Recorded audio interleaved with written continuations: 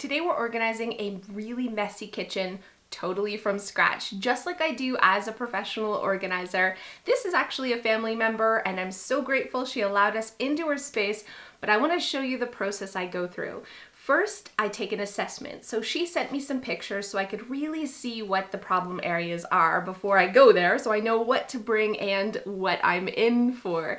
And I really noticed three key things with this space. First is they're not picking up as they go. So this family is in the habit of just dropping things where they lie. This is not something that I can change. This is going to take practice for them to get in the habit of picking up after themselves. But I do have a couple of tricks to help them make this transition to tidying as they go a little bit easier. Next, it was really obvious that there are things that they're putting in this kitchen, just naturally wanting to store in this kitchen that doesn't have a home. So there's homeless clutter here. So I needed to create homes for the things that just naturally end up in the kitchen, even though those aren't things that we would traditionally think of as things we keep in the kitchen. Lastly, I had to identify their organizing style, and it's pretty obvious just from looking that butterflies live here. You can see by the fridge, they're really visual people. You can also see by the things that are just laying on the surfaces without really any rhyme or reason. So while some bugs would pile things neatly in organized piles, when things are spread like this and really visual, the odds are it's because a butterfly lives here.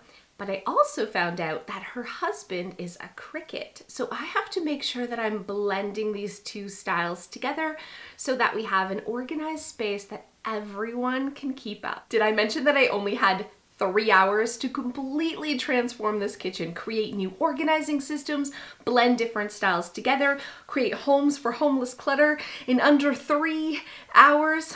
Challenge accepted. So the first thing I do in any new space is remove anything that doesn't belong. So we're relocating the cord box and bills that have already been paid. And the one thing I noticed that there is a lot of is paper. This is where they just naturally stack the paper and the mail when they come in. So I decided to hang this basket right here on the wall. It's simple and it's see-through, so it's perfect for a butterfly, and all of the incoming mail and all of the kids' paperwork from their backpacks can go right in here. We also found there's a lot of things that have to go upstairs, so we put a simple basket underneath for them to drop anything that at the end of the night they have to carry upstairs. It really keeps the entire island clutter-free, and hopefully it's a simple enough system to keep it that way. On this space of counter, it was another dumping ground where the family just dropped everything when they came in the door. So I've put these buckets here as a temporary clutter catcher for that homeless clutter. It's a great visual reminder when it starts to get full that you have to put things away, and you can also carry them around the house when you find homes. They desperately needed a command center here in this kitchen as well, so just some simple bulletin boards here beside the fridge is the perfect spot to put receipts and gift cards and birthday reminders and kids artwork and other things that you don't want to get mixed up with your incoming mail. A kitchen command center is a must-have, especially for those visual bugs like a butterfly. Here's a quick peek at the before inside the cabinets. Really no rhyme or reason here at all. There's spices in with pantry, in with baking, everything. We even found dog treats and bills, paper, so many things just mixed together without any rhyme or reason. There was also a space here that was really lacking storage. There was no shelving on the one side. It's meant to be a broom closet, but it's not being used that way, so I think by adding some shelving, we can really maximize the space. We're going to take everything out, and while we're taking it out, we're sorting it into pantry items, baking items, spices, and so on. And then I'm just taking a drill and creating new pilot holes to put in little pegs so we can put some simple, inexpensive shelving in this one side to create a functional pantry. This is going to give so much more storage space, and it's a really budget-friendly way to create it. Of course, everything looks like a disaster. This is what happens when you do a kitchen. You have to make a mess before you can get it organized. So we've taken everything out, and now it's time to put things back. When I'm doing a kitchen, I really like to keep the most used items at waist and eye level, so it's really easy to grab, and the things that are used less often really high and down low. So all of the food pantry items we were able to keep now in this new organized pantry. These shelves add a ton more storage, and it makes things a lot easier to find and see what you have. Then we created a cabinet just for spices, one just for baking, and we had an extra cabinet that we put extra bakeware in, and a spot for the dog treats and dog vitamins. And also right beside that is where we're storing all the adult medication and vitamins that they had here in the kitchen just sitting on the counter. So here's a look at the cabinets again before. We found papers, we found everything just sort of crammed together. There wasn't a lot of space, breathing room, so the family was buying things over and over again, wasting money, and they had a lot of expired food. The after is just so much more organized, and while it isn't Pinterest worthy, it's very, very functional.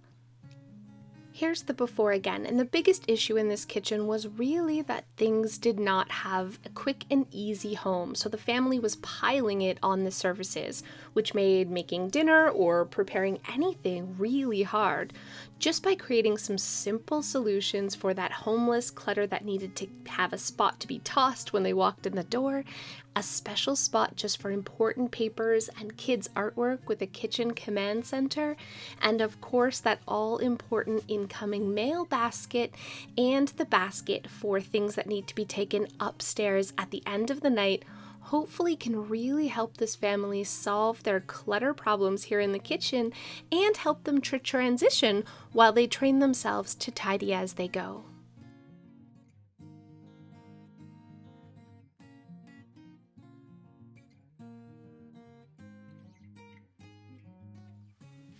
Thank you guys so much for watching. Make sure you hit that like button and you like this video so I know that you want to see more of videos just like this of organizing from scratch, just like a professional organizer. And if you haven't already, hit that subscribe button for more organizing videos each and every week. I'll see you next time. Thank you guys so much for those of you who have stayed to the end.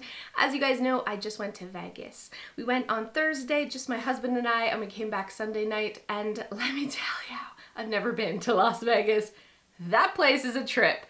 It was crazy. And I planned all this stuff like old lady Vegas style, you know, doing all the shows and all the exhibits. And I was like, we walked for 14 hours the first day just like looking at everything. It's crazy pants there. And then I think my husband was sort of like a little bit like, this is Snoresville. It's not exactly the vacation he expected. So we partied like old ladies during the day in Vegas, and then at night we did Vegas right, I guess. Only the thing is, I'm not a drinker, and so I avoid drinking. The reason is I don't have that switch in your head that tells you to stop. So I always embarrass myself like so bad because I just drink all the things. Kind of why I'm also overweight. I don't have that switch that says, hey, you're full, you should stop eating.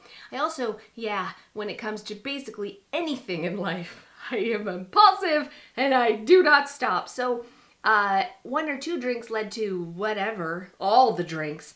And drunk Cass in Vegas was not pretty, and I was so sick. I laid in bed all Monday and all Tuesday when we got back, just because I'm old, you guys. and I never drink, and I don't walk that much, and it was just too much Vegas. I had too much Las Vegas. So I'm in recovery mode. So a lot of you guys have asked about my new weight loss channel. It's coming, but I didn't want to start before I went to Vegas. All you can eat buffets. I mean, who wants to be on a diet in Las Vegas? So I'm starting on Sunday, so stay tuned for that. And I do have a lot of Las Vegas stories, unfortunately, but I've promised my husband not to share any of them. A promise is a promise. Apparently what happens in Vegas stays in Vegas, and you can just imagine me just sloppy Cass. That's all it was. Anyways, I'll see you next time.